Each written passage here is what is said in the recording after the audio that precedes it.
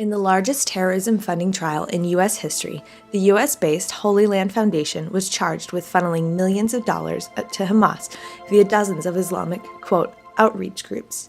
Such groups as the Council on Islamic Relations, also known as CARE, and the Muslim Students Association, the latter a group Secretary of State Hillary Clinton's Deputy Chief of Staff Huma Abedin was heavily involved in for many years. CARE was charged as an unindicted co-conspirator in the Holy Land Foundation case, along with dozens of other Muslim Brotherhood front groups.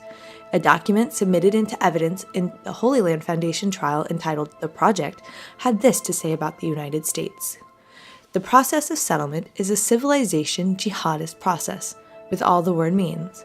The Ikhwan must understand that their work in America is a kind of grand jihad in eliminating and destroying the Western civilization from within, and sabotaging its miserable house by their hands and the hands of the believers, so that it is eliminated and God's religion is made victorious over all other religions. According to records, CARE has visited the Obama White House at least 20 times, not to mention the State Department.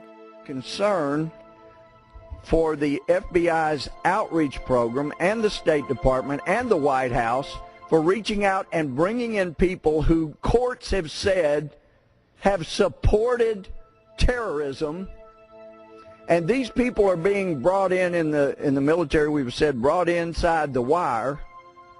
In this case, brought inside the State Department, brought inside the White House on a regular basis, brought inside the Justice Department. We would find out later that these meetings were leading up to demands to a purge of government documents and training materials that were felt to be, quote, offensive to Muslims. In 2011, CARE, the Islamic Society of North America, along with dozens of other Muslim Brotherhood front groups, wrote a letter to the Obama administration complaining of training materials used by the FBI and the military that tied Islam to terrorism. They demanded that these training materials be, quote, edited, along with certain instructors purged, that what was contained in these materials were, quote, offensive to them. Exactly how Muslim Brotherhood front groups, let alone any group, had access to classified training materials is not clear. The result of this was that the Obama administration purged FBI and other training materials of at least 900 pages, not to mention presentation photos and diagrams.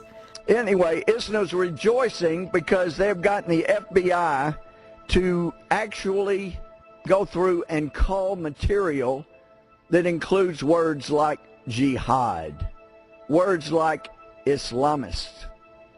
And in fact, and I really do wish, Mr. Speaker, that our director of the FBI would be as concerned about this law as he is about